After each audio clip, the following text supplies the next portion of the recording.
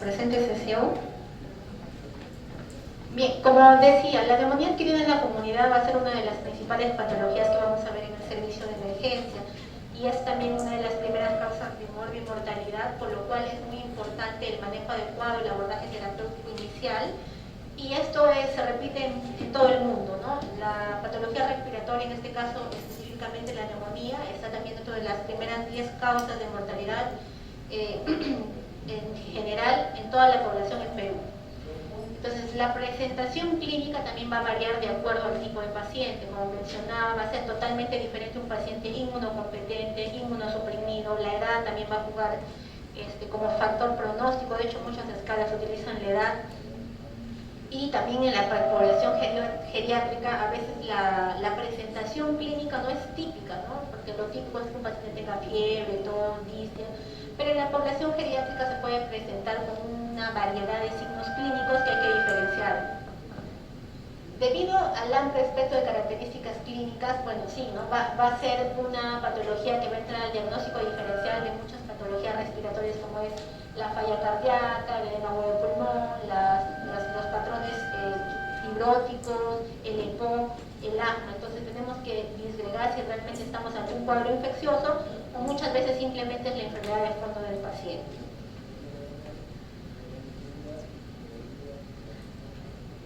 Bien, como les mencionaba, aquí a nivel mundial, por ejemplo en Estados Unidos llegamos casi al 1.000.000 de hospitalizaciones al año por cuadros de neumonía, el sexto lugar de causa de muerte en la población geriátrica, ¿no?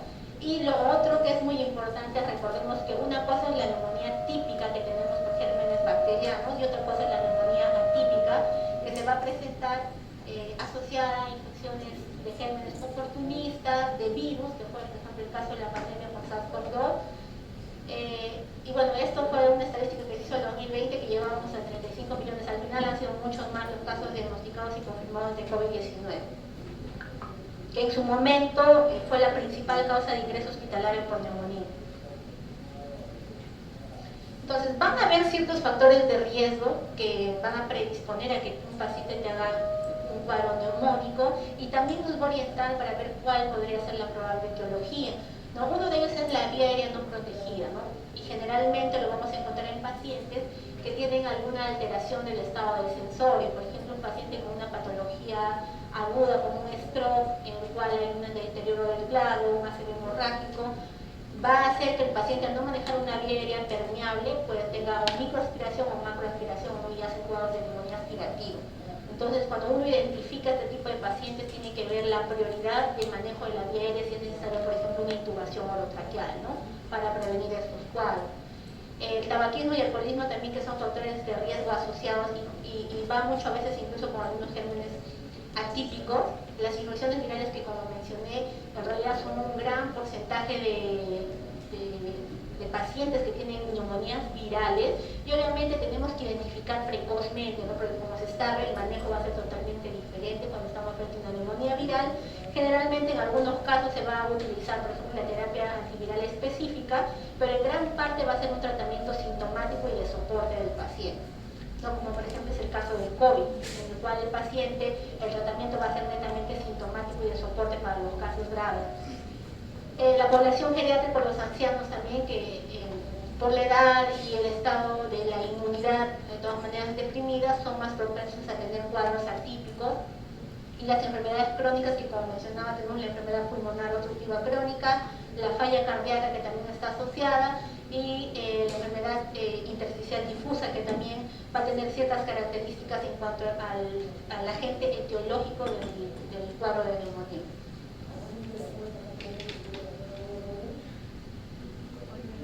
Bien, es importante que ustedes conozcan respecto a la etiología lo que es la neumonía típica de la neumonía atípica, ¿no? ¿A qué llamamos típica? La neumonía típica va a ser por una bacteria, ¿no? Entonces, vamos a tener algunos gérmenes que son los más frecuentes, dentro de los cuales el Streptococcus pneumoniae es la primera causa de neumonía típica en el paciente, ¿no? Estamos hablando de la neumonía adquirida en la comunidad. Aparte vamos a tener a otros gérmenes como es el Haemophilus influenzae, la Monoxella catarrhalis y el Staphylococcus aureus. Ahora, ya en la parte intrahospitalaria vamos a tener algunos gérmenes que son frecuentes, ¿no? Y van a ser típicamente los gérmenes que muchas veces son resistentes, como es Pseudomonas aeruginosa o Marsa, que es Staphylococcus meticilino resistente, o algunos otros gérmenes como es el Acinetobacter, la Steatotrophmonas. O sea, van a haber ciertas características y generalmente eso se tiene que manejar a nivel local. ¿Qué significa? Cada hospital tiene que tener un mapa microbiológico para saber cuál es la etiología más frecuente de los cuadros neumónicos. Y para eso nos van a ayudar los cultivos, que vamos a ver que son parte del pool diagnóstico de exámenes auxiliares que le vamos a pedir al paciente. Y dentro de las atípicas vamos a tener bacterias y también vamos a tener virus. Dentro de las bacterias, una de las más frecuentes es Mycoplasma y Legionella también, que debemos tenerlo en cuenta. Porque obviamente, de acuerdo a lo que yo sospecho, voy a pedir ciertos exámenes específicos, ¿no? Como por ejemplo en la Legionella voy a pedir un test de orina.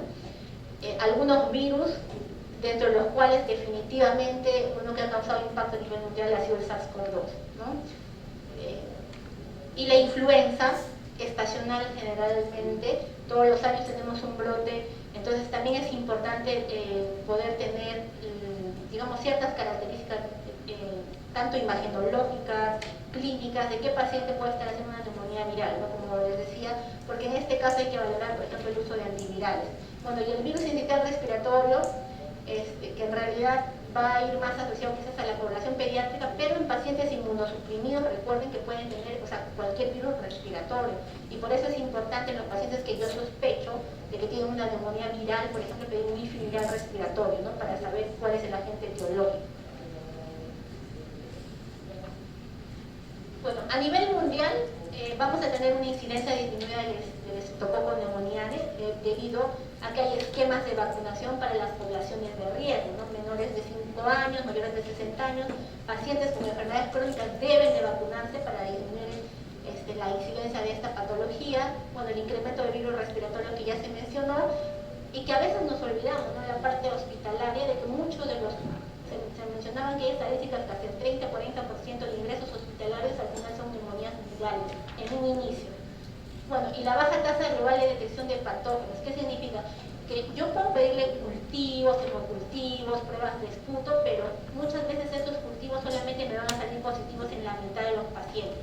Significa que va a haber un grupo importante de pacientes que sí tienen un germen, pero que no lo vamos a poder identificar específicamente. Y ahí viene la importancia de la terapia antibiótica empírica de acuerdo a las características clínicas y radiológicas de mi paciente.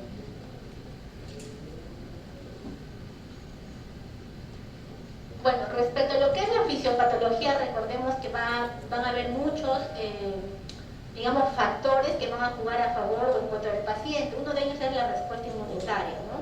Lo que les decía, no es lo mismo un paciente inmunodeprimido que un paciente inmunocompetente, ya que generalmente lo que va a pasar es que va a haber una colonización a nivel de la nasofaringe y esto va a ir migrando hacia la vía respiratoria inferior y colonizando a nivel de lo que es la zona alveolar y se va a producir al inicio muchas veces una respuesta inflamatoria, que es lo que por ejemplo pasaba en el caso de la neumonía por COVID, ¿no? Lo que generaba la severidad del cuadro era la tormenta de citoquinas que se generaba y es lo que generaba una lesión pulmonar aguda y severa en algunos pacientes no. Y entonces aquí viene a jugar un poco el tema de la inmunidad, ¿no? O sea, ¿qué respuesta va a tener el organismo? ¿Cómo va a ser la liberación de esos mediadores inflamatorios para que produzcan esta lesión pulmonar?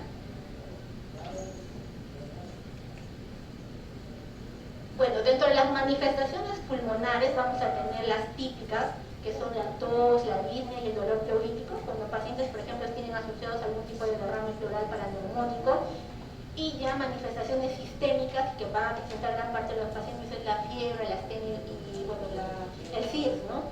Recuerden que la población geriátrica, por ejemplo, muchas veces vienen con signos con síntomas muy generales, ¿no? El paciente tiene astenia, dicen el paciente dejó de comer, está más deprimido, entonces son signos que nosotros incluso nos puede orientar para lo que es ver si un paciente está séptico o no está séptico, y son importantes analizar en estas poblaciones especiales. Dentro de los exámenes auxiliares vamos a tener los laboratoriales que tenemos que pedirle a todos los pacientes, por ejemplo el hemograma completo para ver si hay leucocitosis, si hay desviación izquierda. Hay patologías que también nos pueden dar por el contrario, como leucopenia, cuando ahora nos podemos dejar genes gram negativos, entonces es importante para una aproximación diagnóstica la proteína C reactiva y la procalcitonina también, que son marcadores de realmente ver si un paciente está resultado. Por ejemplo, en el caso del EPOC, son marcadores que nos pueden discernir entre una exacerbación y una infección, ¿no? Si están positivos estos resultados. Y también, en el caso, por ejemplo, de la proteína C reactiva, no solamente diagnóstica, sino también para evaluar la evolución del paciente.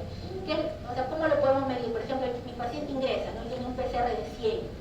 Entonces, lo esperado si mi terapia antibiótica o la terapia de soporte que yo le doy a este paciente es que en 48-72 horas debe caer la proteína C reactiva. Si yo encuentro que los marcadores inflamatorios después de 48-72 horas siguen elevados, significa que mi terapia antibiótica o el tratamiento en general no está de acuerdo a lo que requiere mi paciente. Yo tengo que reevaluar la terapéutica de este paciente. La gasometría arterial, que va a ser importante para yo definir si el paciente está hipoxémico, si tiene una insuficiencia respiratoria tipo 1, tipo 2. La parte metabólica también, para ver, ¿no?, cómo está el lactato, si el paciente está acidótico, para tomar, digamos, también me ayuda para el tema de la severidad del cuadro, ¿no? El bioquímico, de hecho la urea está dentro de lo que es el CUP-75 como escala para definir la severidad y es importante solicitarlo. Y algunas pruebas específicas para ciertos patógenos, ¿no?, que es lo que les mencionaba, por ejemplo, para el caso del virus, el viral, la prueba antigénico, la prueba molecular para lo que es SARS-CoV-2, debemos solicitarla en ese momento. Bien, entonces se han estudiado en realidad muchos marcadores para ver cuáles se asocian a mayor mortalidad del paciente, ¿no? Vamos a tener lo que es la presión diastólica, la frecuencia cardíaca, la creatinina, la troponina, la plaquetopenia y el lactato. De hecho, que el lactato tiene una buena correlación y está asociada a mayor mortalidad del paciente. No significa que cuando mi paciente ingresa y tiene hiperlactacidemia, ya estamos prediciendo que es un paciente que va a tener peor pronóstico, ¿no? Para el caso de lo que es la neumonía severa, que más adelante voy a explicarles cuál es la definición de neumonía severa como tal. Entonces es importante, por eso la gasometría arterial que uno le pide inicialmente al paciente, ¿no? La hiperlactacidemia es un marcador de mal pronóstico del paciente. Bien, respecto a la imagenología, vamos a tener herramientas diagnósticas. Tenemos lo que es una radiografía de tórax simple, que la tenemos en cualquier nivel de atención, en un hospital nivel 1 o 2 ya lo tenemos, lo podemos solicitar, una tomografía de tórax y la ultrasonografía pulmonar. La radiografía de tórax en realidad es un examen que nos va a ayudar bastante, pero van a haber ciertas poblaciones en las cuales, o en un caso de la neumonía típica, en la cual no va a reflejar la severidad de la lesión o la extensión de la lesión, ¿no? Entonces, bueno, aquí pues obviamente en la placa vemos un paciente que tiene un infiltrado basal o un derrame pleural, evidentemente, pero recordemos que va a depender mucho de la calidad de la radiografía de tórax. A muchos pacientes se les toma una radiografía de Chow por el grado de severidad y no nos va a orientar mucho, por ejemplo, para la parte posterior, ¿no? Puede tener una neumonía posterior y yo no la veo en la radiografía de tórax. Entonces, la tomografía de tórax sin contraste es un examen que tiene bastante sensibilidad para encontrar lo que son consolidaciones, áreas inflamatorias, aparte que nos va a hacer el diagnóstico diferencial, ¿no? Nos puede orientar, por ejemplo, si un paciente tiene, no sé, congestión pulmonar, un absceso, un bisentoma, o sea, otras características, y también nos va a definir la extensión de compromiso pulmonar en el caso de neumonías graves. Pero también recordemos que es un examen que no lo tenemos en todos los lugares, tiene un efecto de radiación, así que hay que saber a qué paciente pedir. Entonces, en líneas generales, a los pacientes que se les debe solicitar son pacientes inmunocomprometidos, pacientes con alguna enfermedad pulmonar de fondo, ¿no? Un EPID, un EPOC, para poder establecer bien la extensión de la lesión. Ahora, la ultrasonografía pulmonar en los últimos años ha tenido, la verdad, bastante, o sea, como que un despego en el área de emergencia. ¿Por qué? Porque es un examen dinámico, ¿no? ¿Qué pasa? Yo le tomo la tomografía al paciente hoy y no le voy a estar pidiendo en la tarde, ¿no? Entonces, pero a diferencia de la ultrasonografía sí. Yo al pie de la cama del paciente le hago una ultrasonografía, puedo ingresar en esta imagen, pues hay un infiltrado más derrame pleural y yo lo puedo seguir, ¿no? Por ejemplo, se utiliza mucho ya en casos graves, en el cual el paciente tiene un distrés respiratorio, yo uso estrategias ventilatorias y en el transcurso de horas yo puedo volverle a hacer una ultrasonografía y veo si ha mejorado, ¿no? Por ejemplo, eso de pronar, poner boca abajo al paciente, en la época de la pandemia, en muchos lugares se utilizó la ultrasonografía para ver el avance y la evolución del paciente, si mejoraba a nivel imagenológico, ¿no? Lo que es la reclutación alveolar. La ultrasonografía es un examen, digamos, sencillo, lo único que va en contra es que es operador dependiente, ¿no? Pero a grosso modo, para una neumonía, digamos, típica, lo que encontramos son imágenes en copo de nieve, que son imágenes blanquecinas, y bueno, el derrame pleural que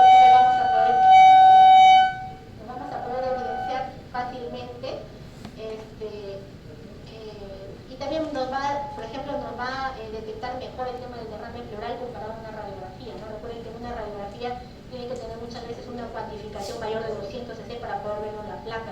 Totalmente diferente a la ultrasonografía, que sí puede hasta cantidades mínimas a detectarse el derrame pleural. Bien, para el diagnóstico definitivo habría que tener una confirmación imagenológica, cualquiera de las que tenemos, asociada a un cuadro clínico compatible. Es importante definir la severidad, y ahora vamos a usar las escalas para poder definir la severidad del paciente y definir el lugar de manejo.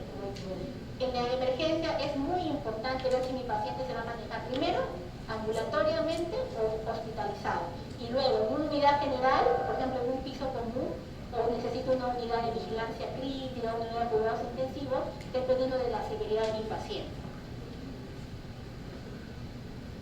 Bien, una de las escalas más conocidas, más sencillas que ustedes pueden utilizar es el CUR 65. ¿No? De hecho, que les van a preguntar probablemente en su examen, es una escala que se ha preguntado muchas veces en examen en INAM, en examen de residentado médico. Y como decía, ¿no? El CUR 65 maneja el tema de la urea, que acá lo ponen en milimoles, pero también puede ser más de 30. El tema de si el paciente está confuso, si tiene una frecuencia respiratoria más de 30, una sistólica menor de 90, una diastólica menor de 60 y una edad más de 75 años. Pero con eso yo puedo orientar si mi paciente es de bajo o necesita un ingreso hospitalario o está severo. Más de 3 ya decimos que el paciente pues, probablemente va a requerir una unidad de cuidados críticos, y si mi paciente tiene menor o igual a 1, yo podría manejarlo ambulatoriamente, ¿no? Es de bajo riesgo. Entonces, por ejemplo, en la parte del primer nivel de atención con mayores de 100 según se utiliza la escala del CRB 65, ¿no? Se utiliza todos menos lo que es la urea, y yo también puedo establecer si el paciente se puede manejar de forma ambulatoria.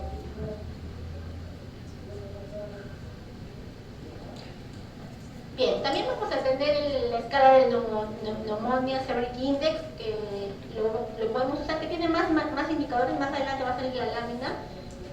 Pero digamos en un tópico, por ejemplo, es mucho más sencillo utilizar el CUR 65, ¿no? Porque es más sencillo, tiene menos ítem, entonces es algo que sí usamos en una emergencia.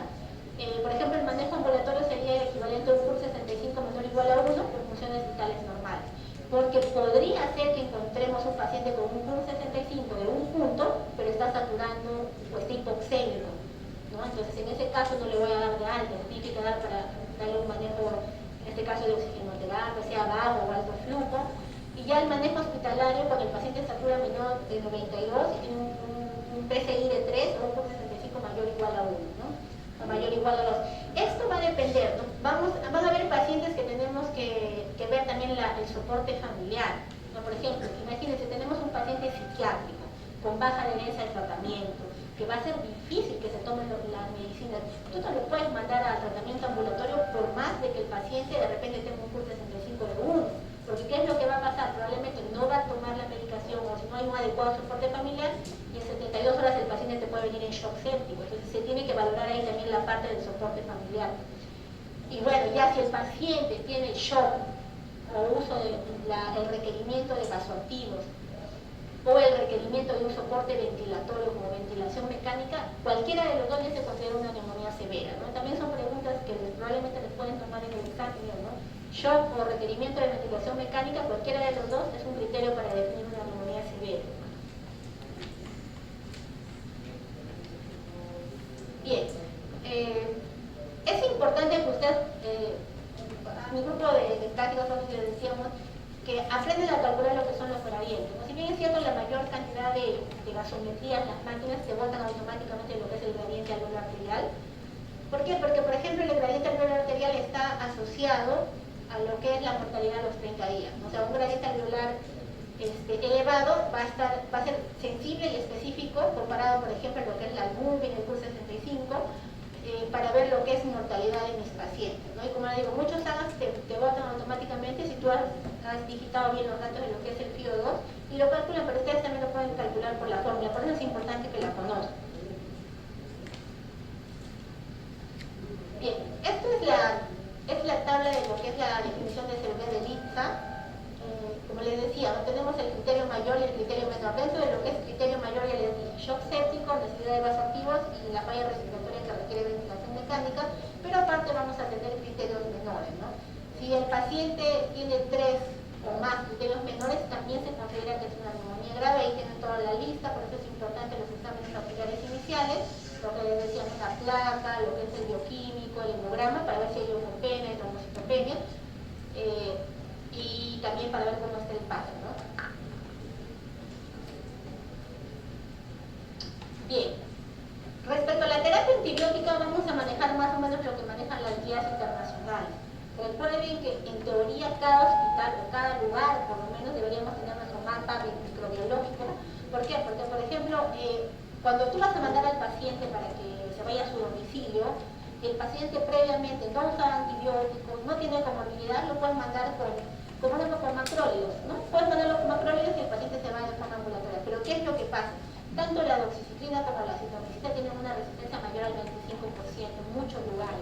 Entonces, por ejemplo, en ese caso uno puede utilizar cloroquinolonas respiratorias, levofloxacino, moxifloxacino, viola y mandas a la casa al paciente. Puedes utilizar betalactámicos, en este caso puede ser de tercera generación ceftriaxona más un macrólido también, que tienen buena, como combinación tienen casi igual eficacia que las cloroquinolonas respiratorias.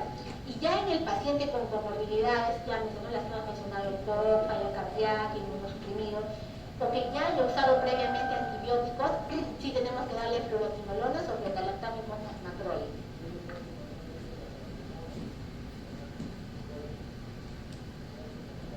Bien, se hizo un metaanálisis para ver qué es mejor. Le doy la famosa combinación ceftriaxona más macrólidos o fluoroquinolonas respiratorias, porque también cuando hablamos de cuestión de costos, muchas veces las fluoroquinolonas respiratorias tienen un costo mayor. Y se hizo este metaanálisis con varios estudios y al final se determinó que no hay diferencia entre la terapia combinada con ceftriaxona versus la fluoroquinolona respiratoria. Entonces aquí también a nivel hospitalario muchas veces se tiene que ver el costo-beneficio para la elección del medicamento, ¿no? O sea, podrían darle cualquiera de los dos. Bien, para el tratamiento hospitalario, como les mencionaba, ya una vez que hemos evaluado la severidad, algo muy importante para la parte de emergencia, creo que lo han visto o lo van a ver en las prácticas, es el manejo de la vida, ¿no? ¿A qué paciente yo voy a intubar, por ejemplo? Hoy por hoy tenemos otro tipo de soporte, que por ejemplo utilizamos lo que es la ventilación mecánica no invasiva, el uso de cánulas de alto flujo, que se utilizó bastante en la época de la pandemia. Y la valoración también de qué paciente va a requerir soporte ventilatorio invasivo, ¿no? Porque cuando hacemos soporte ventilatorio invasivo estamos hablando de una neumonía severa. El manejo del shock que va a ser de acuerdo a las guías que manejamos, ¿no? Que es el soporte hemodinámico inicialmente con fluidos y la administración de vasoactivos precoz. Para el caso del shock séptico, el vasoactivo de elección de la noradrenalina en primera instancia. Si no tuviéramos, se podría utilizar vasopresina o adrenalina, y digamos que como última elección podemos utilizar dopamina por su efecto ritmogénico y el tratamiento específico que hemos mencionado. Bien, como les decía, tenemos que ver el tratamiento específico, ¿no? Aquí yo pondré antibióticos y también el tema de los antivirales. Si bien es cierto, por ejemplo, la neumonía por influenza, que es uno de los que sí se puede utilizar el oseltamivir, pero va a depender mucho del estado, como digo, inmunitario del paciente. Por ejemplo, en pacientes inmunosuprimidos con enfermedad grave generalmente sí se da, aunque hay muchos estudios que no han demostrado disminución en la mortalidad del paciente. O sea, soporte más antivirales, por su soporte casi la mortalidad es la misma, pero muchas veces precozmente sí se utiliza el oseltamivir. Y lo otro es los corticoides, ¿no? Los corticoides han sido ampliamente estudiados en el caso de la neumonía severa, porque también los corticoides tienen efectos deleterios en el paciente. Entonces, la pregunta, este es del ATS, de la última guía de neumonía, en el cual la pregunta era, en pacientes con neumonía adquirida en la comunidad, ¿se debería darles corticoides? Y bueno, al final la conclusión es que solamente debemos dar a los pacientes en los cuales tienen una neumonía severa, ¿no? De hecho que el nivel de recomendación no es muy alto, es moderado, pero lo que sí definitivamente te dicen es que no debes dar corticoides si no es una neumonía grave. Y las neumonías severas se puede valorar de acuerdo al paciente. También hay muchos estudios respecto a corticoides, pero lo que sí ha determinado el corticoide es que puede mejorar la hipoxemia, o sea, puede mejorar el PAFI, más no la mortalidad. Por eso es que aún es discutido si realmente se le da o no se le da corticoides, ¿no? Por ejemplo, para el caso del distrés, tiene momentos también, y por eso es importante el diagnóstico precoz, porque precozmente, como ustedes saben, la primera etapa del distrés respiratorio es una etapa inflamatoria. y es donde funcionan mucho mejor los corticoides. De hecho, en la pandemia, el metaanálisis que salió, el estudio que recomienda dexametasona, fue uno de los pocos estudios que demostró que disminuía la mortalidad en AIDS. Creo que es el único que hay. Igual actualmente está cuestionado por la metodología y el tiempo en el que se hizo, pero durante la pandemia fue la terapia, digamos, que se empezó a usar dexametasona por 10 días, ¿no?, en pacientes con COVID severo. Bueno, y el tratamiento hospitalario, recordemos que vamos a tener que ver si el paciente no tiene factores de riesgo. Aquí están los factores de riesgo para lo que es infección por Staphylococcus aureus y por Pseudomonas, que es importante distinguirlo para el inicio de tratamiento. Si el paciente no tiene ninguno de estos factores de riesgo, yo le puedo dar fluoroquinolona respiratoria o betalantámico más macrólide, igual que en la anterior. Pero ¿qué es lo que pasa si mi paciente ya tiene riesgo de MARS? Tendríamos que utilizar vancomicina o linezolid. Entonces, es muy importante que en estos pacientes sí se pidan los cultivos. ¿Por qué? Porque no solo importa si el germen es sensible, importa ver que el MIC, que es la concentración mínima inhibitoria que yo necesito para darle a mi paciente, ¿no?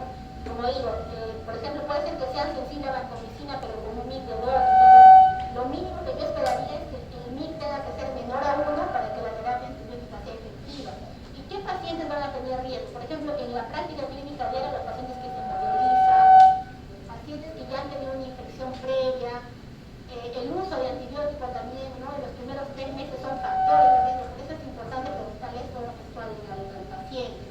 Y también los pacientes que tienen riesgo de pseudomonas para darle un betalantámico antipseudomonal. Los cuales tenemos piperacilina, tazobactam, cefepime, o ya los carbapenem, escalando un poco más el tema del uso de antibióticos. ¿En qué paciente yo tengo que sospechar? Por ejemplo, el paciente que viene con una bronquiectasis, que ha estado hospitalizado en 3 meses previos, yo ya tengo que sospechar que el paciente tiene una pseudomonas por más que el paciente venga de su casa. ¿No? Por eso es importante esos factores de riesgo. El paciente con el POC también es un paciente que si ha estado utilizando corticoides o antibióticos previamente, también tiene riesgo de pseudomonas y hay que arrancar con uno de los betalantámicos antipseudomonales. Y si en el esputo, por ejemplo, el primer GRAM, el GRAM debe salir el mismo día que lo pedimos, hay presencia de bacilos GRAM negativos, también sospecha de que está infectado por pseudomonas. Bueno, como les decía, dentro del diagnóstico diferencial van a haber muchas patologías, es cierto, pero cada patología va a tener ciertas características, ¿no? Por ejemplo, el paciente con edema agudo del pulmón generalmente va a ser algo más súbito, entonces la cronología, el tiempo de inicio del cuadro también nos va a ayudar, ¿no? Una neumonía no te da pues de la noche a la mañana, va a tener cierta evolución, que son 2, 3 días, con ciertos síntomas generales. Quizás lo que nos va a diferenciar de una pneumonía pulmonar, que es que viene de más agudo, atelectasia también en pacientes crónicos, muchas veces le dan antibiótico y no se dieron cuenta que simplemente es una atelectasia que necesita fisioterapia y le dan antibiótico. Recordemos que el uso indiscriminado de antibióticos puede empeorar el pronóstico del paciente. O sea, si tú le das antibiótico a alguien que no lo necesita, ¿por qué? Porque lo que hace es barrer la flora del paciente. De hecho, hoy por hoy hay una teoría que a nivel pulmonar tenemos un microbioma natural del pulmón, ¿no? Y cuando yo doy antibióticos indiscriminadamente, lo que hago es que sea mucho más sencillo que se reproduzcan los gérmenes patógenos en el pulmón. Y bueno, las que ven acá que ya son algunos quizás más como misceláneos, la vasculitis, el cáncer y algún otro tipo de patología. Bueno, la prevención, cosas que sí se pueden evitar, ¿no? Por ejemplo, los pacientes, lo que es el tráfico nocivo como el tabaco, el alcohol, la vacunación, que es muy importante, ¿no? Población de riesgo, como digo, el POC, adultos mayores, pacientes con fibrosis, incluso con falla cardíaca, son pacientes que deben vacunar contra el neumococo y contra influenza todos los años, lo mínimo para evitar este riesgo de hacer estos cuadros graves. Ahí está la bibliografía. Eso sería todo. No sé si tienen alguna pregunta, alguna duda. ¿Dudas, preguntas?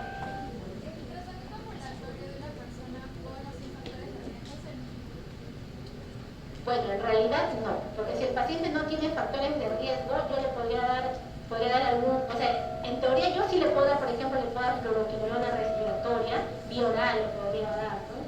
O en algunos casos, por ejemplo, en algunos países para la neumonía aquí en la comunidad ambulatoria se utiliza amoxicilina ácido clavulánico. la tasa de resistencia es baja.